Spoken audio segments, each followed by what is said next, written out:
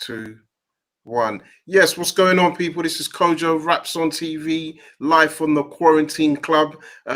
Doing well and live. That's the main thing we can do. I'm joined by the man, as you can see, Mr. Keith Thurman. How Yes, you sir. doing, sir? Good, man. Just getting my morning started. Still haven't had my breakfast yet, but it's all good. It's on the plan on the to-do list. Yeah, good. We won't keep a champ from his breakfast, so we'll try to keep him entertained in the meantime. But no, it's good to see you. I guess the key thing to ask really is like, how have you been? Obviously, most places are in a state of lockdown, but how have you been since obviously the surgery? And how has your kind of road to recovery been impacted by this lockdown, if it has? The surgery was quite painful for the first month. My hand was swollen real bad. Um, and the doctor encouraged me to move it right away, trying to get the scars in there. Right, Um, yeah, a little bit of work. yeah, Uh, but it feels strong. It almost, see how it's almost hard if I keep it away. It's almost hard to see those two lines right there. hmm So I think the doctor did a great job. The hands looking normal, moving all normal, feeling strong. Right before COVID hit, we were actually about to get into um, a punching regimen where we do light punching and we work back into our heavy punching. But hmm we haven't been able to work on the heavy bag, not being able to get inside the gym yeah, and the COVID and everything. But I've been doing other band work and um, and wrist work, so hmm it feels good. I've been yeah, doing some yoga. That's something that I'm able to do. I actually just got one of my instructors that I enjoy the way he teaches. He yeah. just texted me about some new regiment they're doing at some local park. So I'm going to try to hop on that regiment and hopefully, like I said, get into the gym this week and we can just start seeing where this bad Yeah. boy's really at. Yeah, I mean that's that you mentioned they're the bad boys, but it was a key injury, obviously, right? The hands is what earns you a living. What other things are you doing to kind of make sure that the recovery for your hands is sort of like going at the right time? You don't want it's not an injury you can rush at all, really. Well, like I said, we got to just build back up strength properly. You know, um, when it comes to boxing and the welterweight division, hmm um, everything being put on pause. For where I'm at 147. If it helps any fighter, I almost feel like it helps me because I was sitting out anyways. I didn't need COVID. I was Yeah, sitting out anyways. You yeah, know, but now everyone's sitting out, and I know hmm what it's like to sit out, and I know what it's like to have ring rust and try to come back. And of course, we want to make money. We want to entertain the fans. But how many world champions really want to fight the toughest fight of their career after this right now? You know, yeah, a lot of fighters are going to need tune-ups. They're going to need even if it's not a tune-up, just a decent matchup. But probably a tune-up as well.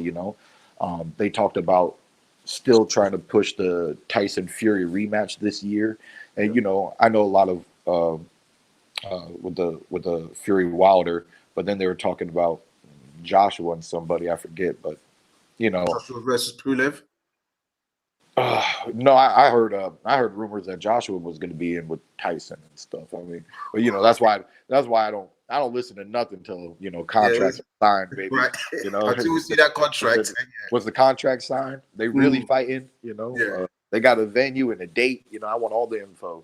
You yeah, know, but at the end of the day, there's a lot of exciting fights that I just think it's just going to be hard to put on right now. hmm Especially just here in America, outside of boxing, sports is just a huge thing here in America, man. With football, basketball, hockey, baseball, boxing, NASCAR. The first sporting event in my city that got canceled was a NASCAR event. They Jeez. that Formula One racing where they race in your inner city. They Yeah. actually there's skid marks on my block because of these races every year. You Yeah. know, but this is the city, the beautiful Nice. city of St. Pete, man, and they come in these streets and it's loud. And I Wow. wasn't looking forward to that weekend. And on that weekend, Thursday, the race was supposed to happen Friday or Saturday. They hmm canceled it because COVID was really hitting in the States. It was really spreading, and Mm. it was the first major event to be canceled. But yeah, since then, there's not a lot of live entertainment every weekend. This is a downtown region. Yeah. Every weekend, even on my balcony, you know, I might need I you just to switch the hear camera if that's all right, Keith, because I'm having to. it's too. Every weekend, it's loud, man. You know, it's lively. It's a downtown region. For the past 2 months, man, it's crickets, and you know, I hear the birds every day, and you know, I mean, I love nature, but it's it's an This is awkward the time. extreme, I right? feel like it's extreme. It's an awkward time. I feel for everybody all around the world. A lot of my friends have been talking, you know, even if they were to open up Disney World tomorrow, how many people are going to Disney World? You know, Yeah. The general population is in a state of shock and fear, and I believe, you know, to a degree, traumatized from this event. And I don't know how people are going to respond. And this is just a time where, you know, I don't feel like people want to spend money. I don't want to go. You know, I need to finish this condo, but with COVID, you know, it makes me not want to finish off my own condo. It's harder to make these arrangements and work with interior decorators and do anything. You know, so it's awkward, man. But we're just trying to stay strong. I need to try to keep losing some weight. You know, Listen, can't eat too much. You know, everybody's in that club, Keith. I think from the lack of barbers to women with the hair salon to being at home and snacking a bit more. I think look, everybody's in the same boat, right? So I think, like you said, it's the state of shock, but we just try to keep moving on, right? And look at the positive things. So I guess I mean, I definitely want to kind of get back into obviously your career. I was going to ask Keith, can you switch the camera? I don't know if you. Oh, that's like upside down. Yeah, the upside. What do you mean? Yeah, yes, that's perfect. Boom. Is that good for you? Yeah, it's not bad. I can do this. Yeah, no, perfect. So I guess before this COVID-19, did you have a plan of attack, or did you have sort of like a strategy of how you wanted to tackle sort of like this year post surgery in terms of names? Yeah. At the end of the day, this is one of those years where I just need to get my health back and then just take one fight. You know, I knew I just wanted one fight this year. I'm not for too much action, but I can't just sit out a year like I did when I sat out for 22 months. You know, 2019 was a really difficult year for me to compete. Not just, you know, because of my hand and everything, but due to those 22 months layoffs. You know, when I fought Jose Cito Lopez, you know, one of the reasons why I fought Jose Cito Lopez was because I just knew he was flat-footed. I knew he was too slow. And I said, the amateur in me beats Jose Cito Lopez. You know, the 1, 1, 2. I don't even need the 3. 1, 1, 2. Go look back on that fight and look how much I put the jab in front of his face, hit him with the right hands, kept moving, and just really simple, basic boxing. He was on me. He trained hard for that fight. He trained at high altitude. He had great strength and conditioning going into that fight. He was swinging for the fences. There's been, you know, many competitions I've been in. I've never been swung at like the way Jose Cito Lopez was swinging at me. Yeah. Wow. There were moments in the fight where I was ducking and dodging, and then afterwards I was like, bro, in my head I'm like, bro, I'm not trying to hit you that hard, bro. Like, no, it's not. Like, man, he was swinging from the back, you know. Yeah. And it was dangerous, you know. He caught me. See why you were undefeated, right? So it's a big It's name. a once in a lifetime opportunity. You got an undefeated world champion coming off of the bench after 22 months. If I'm going to get him, I'm going to get him. If I'm going to, you know, Jose Cito Lopez's mind is like, if I'm going to get Keith Thurman any day of the week, it might be today. You know, it ain't going to be after this and some other time when he's back. It's going to be right here, right now. And he knew about the fight well prior to the fight, so he was truly in preparation. You know, but I was confident, you know, but I also don't believe that I gave my best performance. I don't believe that it was a dominating performance, you know, and I believe I am capable, you know, of dominating fighters like that in the welterweight division. I believe I've shown it in the past, you know. To me, Jose Cito Lopez is a little faster than a Soto Karass, but very similar in overall toughness and build and fight strategy. You know, when it came to the Pacquiao fight, it was a once-in-a-lifetime opportunity You know, I wasn't going to say no. I wanted to fight since I was 25 years old. You know, so Yeah. why am I going to turn it down now? You know, I said Floyd beat him practically with one hand because he fights, you know, with scoring points off that straight right hand.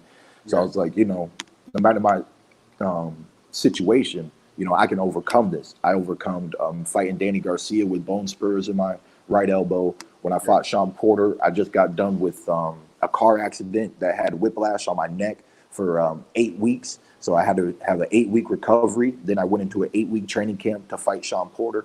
And I've just seen myself overcome so many obstacles throughout my fight career that I thought that, you know, one more obstacle, it ain't nothing for Keith Thurman. Let's just do it again, you know. But Manny Pacquiao really came to fight, you know.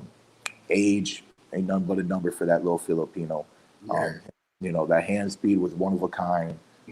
His power is real. I think the speed is he deserves more credit for his speed. Underrated. Well, it's just phenomenal. It's just a phenomenal amount of speed. You know, probably, you know, it reminds me of Andre Berto. When I was really young, growing up with Andre Berto. Andre Berto was one of the fastest hands that I got to see at a very young age, and his right hand was so fast and so short. You know, Pacquiao, his arms are so fast and so short. So it almost makes it quicker, right? If somebody's really fast and they got a really long arm, there's still more time to see that length be dispersed. Yeah. Pacquiao, he jumps at you, which takes up that gap, and then he hits you with the quick, short, sharp punches that he has. You know, it's just one of a kind. The pop, pop, pop, pop, pop, pop, pop. That's just one of a kind, man. There's no real sparring partners that you can bring in to work with that. Yeah, to replicate that. It's you know, you're in the ring with a you know, sized up lightweight. You know, it's like I was trying to swat at a fly. You know, and you can't get the fly out of your house, man. And 12 rounds, I'm just trying to get the fly out of the house, man. You know? Not an easy task. I mean, I do want to ask you about that fight as well. I know in the lead up, we saw in a lot of the behind the scenes, you brought, I want to say, your auntie in as a coach, sort of nutritionist, strength and conditioning. Obviously, we know that the victory went to Pacquiao, but did you see anything in your performance that showed the benefits of that training, or any improvements in yourself due to that training, even though you didn't get the victory? Well, that training, for one, you know, I was wearing Pacquiao down in the later rounds, and I do dedicate that to the training that I put myself through, you know, with my aunt and with my other strength and conditioning coach, Yo Murphy. So I hired 2 strength and conditioning, but my auntie was also a dietitian, you know, because she's always so close to me. She was able to stay with me in my condo in the spare bedroom. You know, that's a family. So she stayed for 8 weeks and made everything possible. To be honest, in reflection, I think the number one thing that I took from it was, throughout my whole career, I've always gone in with a pretty definitive game plan, a well premeditated, you know, assault. So with Pacquiao, you know, understanding my situation and practically almost being a crippled man, you know, I felt like, I think I was too distracted. I was too distracted with like thinking about what I can't do with my left hand over meditating on what I can do with my right hand. And this actually hit me later on in training camp, because something happened with my sparring partners, and I wasn't trying to use my left hand that much. And then I decided, you know what? I'm going to do 12 rounds on the heavy bag, right hand only. I did 12 rounds on the heavy bag about 2 weeks before the fight, and my right arm was sore for like 3 days. You know, so I was like, I can't do this every day because the fight's right around the corner. You know, and I was like, dang, but your right arm is this sore after 12 rounds of right hand only. Maybe you should have been doing this 3 weeks ago. You know, and then and then also, it's like something clicked in me that day where, like, maybe I should have dedicated to a right-handed dominant performance, you know, where I really meditate and I focus on the fact that, you know, you love this one, you love the left, but you got to rely on the right, you know. And one thing that I like to do as a fighter, and I think this is a benefit for all fighters, is straight up being honest with yourself. Because lying to yourself gets you nowhere. You know what I mean? Because you're gonna hit a brick wall. If you're in denial, you're just gonna get slapped by reality one day. You know. So it's better to just be real with yourself. And I think it was hard for me to be real with myself of how much pain I was in 2019. Because I have to admit, post surgery, every day I feel good. Wow. And once upon a time, every day I didn't. I couldn't play golf without feeling pain. I couldn't, you know, if I can't hit a golf ball without feeling pain, that's a big problem. How am I going to hit a human being? Yeah.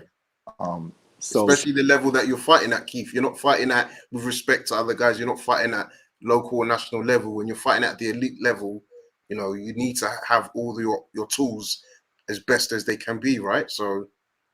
Oh, most definitely. You know, at the highest level, what does it take for, you know, Kobe to outperform Michael Jordan, or, you know, like it's at the top, you know. Tiger Woods winning by one point, like all these different majors. They're, you know, the elites are beating each other by one little point. Pacquiao won a 12-round decision by 1 point. You know, in retrospect, like I say, when I meditate on it and I reflect on everything that I went through, my pain, my suffering, the training camp, the preparation, the weeks of preparation, the weight management. My weight management in 2019 was effed up, man. It was effed up. I was not being responsible with my weight management. And this happens to fighters, you know. I mean, I'm 31 now, you know, I'm not 25 no more. I do hold on to extra weight. It does come off a little bit more slowly. But at the start of training camp, you know, and I knew the whole fight in preparation for the fight. It's not like Pacquiao's losing weight. It's not like he's counting calories and things like that, you know. But I promised myself, and this is a mission before I sign my next contract, that I have to be approximately 168 to 165, because I started the Jose Cito Lopez camp, and I started the Manny Pacquiao camp, both at 182 pounds to fight at 147. That was a 35-pound drop in 11 weeks. 8-week camp, 12-week camp as well. 11-week camp. 11 week, wow. When you got 35 pounds to lose, baby, you got to put in some extra weeks, boy. You got to put in extra time. 25 pounds in a training camp is already work. You know, it's already plenty of work. So that 35, I learned in last year. You know, that really was a mistake. You know, I should never perform like that ever again, or prepare for a competition like that ever again for the rest of my career. That's honest to hear him. And I think, you know, you started off saying, you know, fighters need to be truthful with themselves. I think that's the right thing in life anyway. You need to try to be as honest and not live in denial about certain situations. So a bit of a cheeky question here, but I think it's fair to say as fans, we felt you also re-invoked a bit of fire from Pacquiao. I think we saw a lot of the talk, the back and forth, the face-off. Is that a strategy that you would probably do again should you get the rematch, or would you maybe err on the same side of caution? Well, the rematch, it'd be quite interesting, actually. I can't say right now because you know, I believe the rematch is 100% warranted. You know, like you know, I want my get back. I want my get back for many reasons. One, I didn't feel defeated. You know, I've been in boxing my whole life. I know what it means to lose. I know what it means to get your butt whooped. I didn't really feel defeated. You know, I will accept the loss, and you know, but I was the champion. I do understand there was 2 points in the first round. I believe the first 5 rounds there was moments where, really the first 4 after the knockdown, there were some close rounds. You know, that's why it's very opinionated on you know, how the overall outcome ended. I was getting momentum in after the 7th because I saw that ring girl go by, and I was like, "Yo, we in the 7th already." And I was like, you know, I got to put in work. So I put in a lot more work. I put more pressure on him. I saw him breaking down, and then as he was breaking down, he gustered up the strength, and to fight back, because that's what Pacquiao is, man. He's a true fighter, a true warrior. Yeah. You hit him, he just wants to hit you back, you know. Yeah. And he landed that sneaky body shot in the 10th round, and I think that kind of like how a body shot takes the air out of you, takes the gas out of you. I think it took the gas out of the momentum that I was building up on my comeback during that fight, you know. Yeah, but at the end of the day, you know, it was just such a close fight, a great fight. I really don't think I even fought a strategic fight. You know, I just went after the knockdown. I was pressing him, and really, I was trying to wear him out in the end. And then the ultimate goal was to go for the kill in the 10th, 11th, and 12th. But I think having to regain my oxygen from that body shot in the 10th, and then it was hard for me to, because I haven't been in that situation for a very long time, it was hard for me to actually just put my foot on the gas and say, you know, for 2 more rounds, this is all or nothing. You know, for 2 more rounds, this is all or nothing. And in true honesty, I actually remember feeling like we were heading towards a draw. And I believe that mentally, you know, because unlike other sports, and a lot of sports, you are going up against the clock. You know, you got a shot clock, you know, but you got a team, you can rely on people. When I tell you that I've never seen a fight go by so fast in my life, it's the same 12-round fight. I've been in many of them, but this one just seemed to go by so fast. And it was back to back. What's that? I was going to say, as a fan watching it, it was, you know, it was back to back. There was a lot of action, a lot of high energy. And I think I heard in an interview, and it's something I look back at. It was even Pacquiao's style that maybe you won't get a lot of credit for, was that actually for a lot of the fight, there were moments he had the high guard, even if he was walking forward, but especially on the back foot, he had a high guard, which is something we don't see from him, because as you said, he's usually bobbing on the 2 feet, sort of in and out, doing a jab, and he's got a lower guard. Hands anywhere, you know, he's normally wherever he wants to be, doing whatever, you know. Throughout my whole career, I've always seen something from fighters that I don't expect. And the moment I see that is the moments I realize that they respect who they're in the ring with, right? My first great fight of my fight career was me versus the Argentinian Diego Chavez. And Chavez was 22-0 with 18 knockouts. I was 20-0 with 18 knockouts. You know, Chavez was just coming in the ring, bringing everything that he could, you know. And I love the fight with Chavez. I love the fight with Porter. You know, I love the fight with Manny. I love it so much. You know, I'll take a tune-up or Manny. You know what I mean? Like, this hurts less than when I fought you, Manny. Let's go again. You know what I mean? It hurts less now than when I fought you, you know? So I'll do it again, you know? But when I fought Diego Chavez, I told everybody I'm knocking this dude out in 4 rounds. Knocking him out in 4 rounds. And that if I don't see me after the fight, you can get your money back, all right? So I know my trash talking for years, okay? I know my trash talking, you know? If I said it, I said it, you know? And I meant it too. So a reporter, if you don't knock him out in the 4th round, I can get my money back. I said, yeah, bro, find me after the fight. Let's talk about it. I'll give you your money back, you know? And I smiled and I laughed. So we fought. I knocked him out in the 10th round. But I remember the reason why I was so confident that I was going to knock him out in 4 was because he didn't know how to move his head. He didn't know how to duck and dodge. But when he fought Keith Thurman from round 1, he was bobbing for apples. Boop, boop. He was bobbing for apples. It had to be the ugliest boxing technique I've ever seen in my life, but it made me miss my left hook. And then later on in the fight, I started using my head movement because I'm like, yo, he's not the only one that can move his head and not get hit. Once when I started boxing, I started dominating. You know, Danny Garcia was really defensive when he fought me too. You know, and then seeing Manny Pacquiao do this, all it takes is like one sign, and I know that they are dealing with Keith one-time Thurman. Say what they want at the presser, say what they want at the post-fight. I know they know. Otherwise, he would have never boxed like that in the first place. No, definitely. There's some interesting take, and we can see that. I guess just a couple of last questions. Just on the Yeah. conscious time. Definitely for the UK fans. I mean, we spoke about your potential return. But I guess two UK names that are around the division: Kell Brook or Amir Khan. Which one would you be more interested in fighting if you could raise the opportunity? I was always interested in Amir Khan because his name was on the map for many, many, many, many years. Um, you know, Amir Khan hasn't been doing much. He hasn't been on a big winning streak. He's Hmm. jumped multiple weight classes. He's done a lot in his boxing career. But personally, I would rather share the ring with Kell Brook.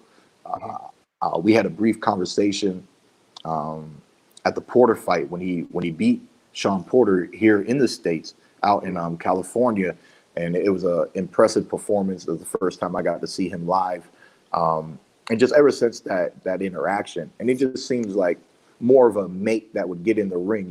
That other mate. He don't like to fight everybody, mate. He don't like He don't want to fight everybody, mate. He couldn't even fight his own mate. You feel me? Can't fight his own mate. So that's like a 20-year rivalry they never squashed. Like, please. Yo, if I was Kell Brook, I would have found him in the streets and punched him for free.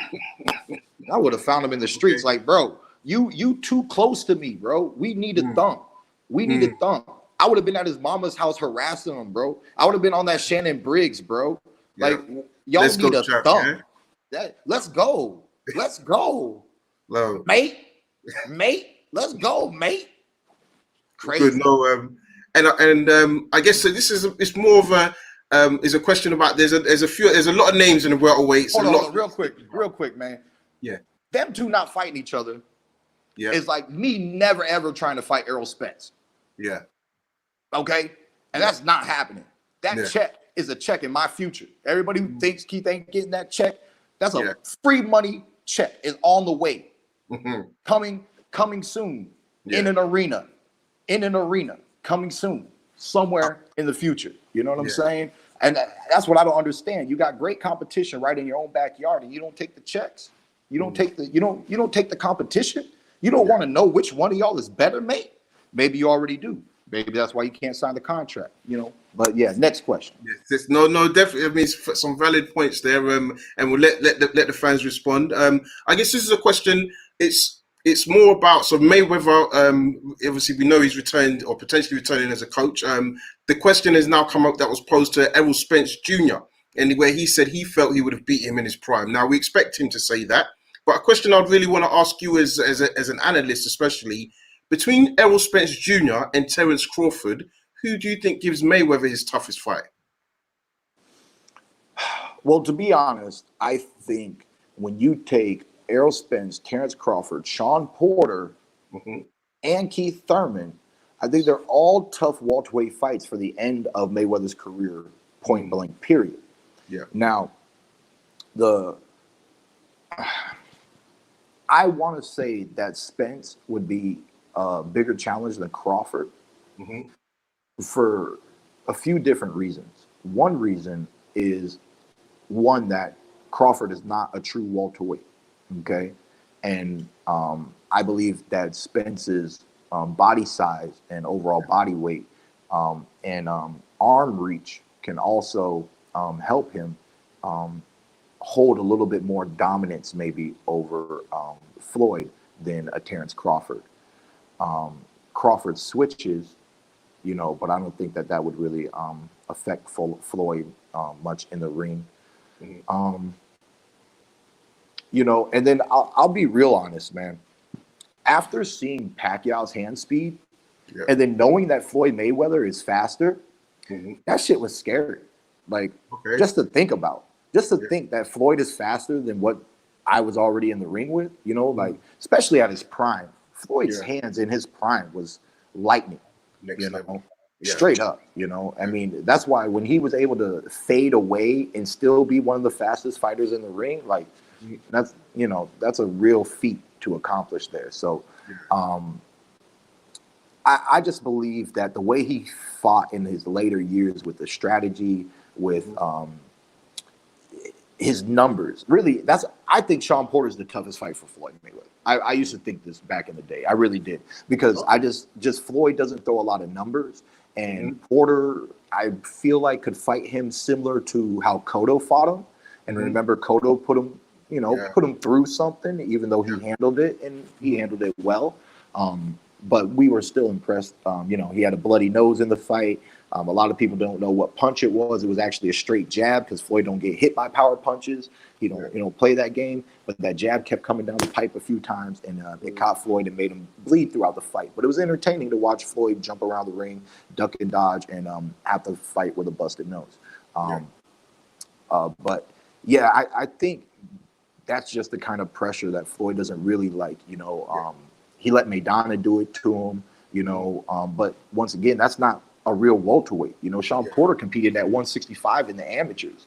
So I just feel like us real welterweights and just all the young generation, I think it's all a very, very challenging fight for Floyd, and why he never mentioned really any name. I believe when I fought Danny Garcia, the only thing he said is if Danny won, he would fight Danny.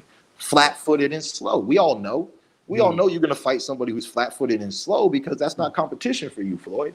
You know what I mean? That's no competition for you, Yes.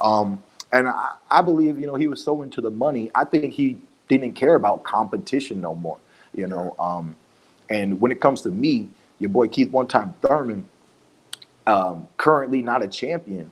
I'm going after all the champions again. Go, you better not duck me, son is coming back. You know what I'm saying? Like everybody can get it, it just, I'm happy to, it was great being world champion. But when I'm a challenger, when you make me challenge you, that's when the real dog in me comes out, and I'm already frustrated, and I'm already angry. I probably need a therapist after that Pacquiao fight. I want to slap somebody up. You know what I'm saying? Yeah, no. I mean, we all need a therapist after Corona, but definitely you'll be ahead of the queue, Keith. You'll be ahead of the queue. But yeah, I mean, just want to say a message to the fans that were listening. Obviously, we've got some great feedback, but a message to your fans when they can potentially expect to see you training and back potentially fighting once Corona's done. Really, in the next 4 weeks, you guys should hopefully see some training, because we're hoping to open up the gym this week. And as soon as we start moving around, I'm going to start posting things back up on the IG. And I'm hoping to negotiate a fight for the later quarter of this year, whether that be October or November. I made a statement in another interview. I love a birthday check. My birthday's in November, so if I can make one fight, brush off the dust, and get ready for 2021, that would be a dream come true for me for this year, 2020, and we'll just keep it moving from there. Yeah, and I guess the last one from one of the audience, it says, any fights you think you missed out on that you wish you hadn't? There was only one fight in my career, man. It was Timothy Bradley. It was me versus Timothy Bradley. The only thing was we would have had to take the fight on their terms, under their promotion, and I was able to get a fight on a co-main event and still make the same purse that they were going to throw out to me. So it just felt like it wasn't worth the risk reward, because at that time I was undefeated. I had a bright future. And the last thing, what I suffered last year, losing by 1 point, 3 different judges and one judge having a different opinion, Yeah. If that happened earlier on in my career, it wouldn't be the same. I could take my first L through a legend. I said I got an O. I'm not afraid to let it go. If you beat me, because you got to do it in my face. Pacquiao did it to my face, and I didn't feel beaten, but he took it from me in my face. And I respect that. I always respect that as a fighter, as a boxer.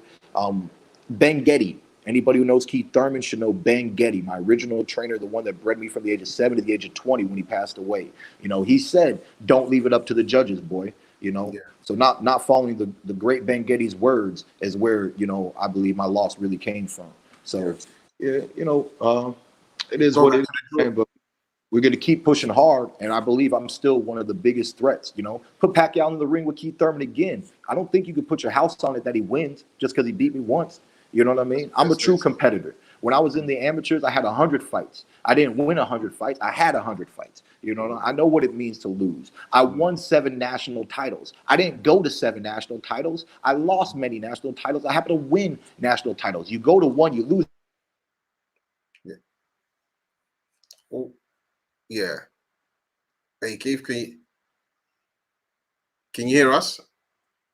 I don't know if you got a call coming that came through. No.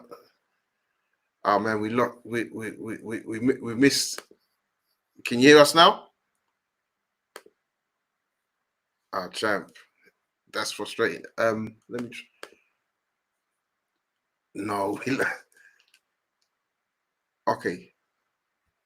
Yeah. Let me remove it from the stream and then bring him back. I was gonna say hang up and then maybe hang up and then dial back in if you can hear me. You can't hear me.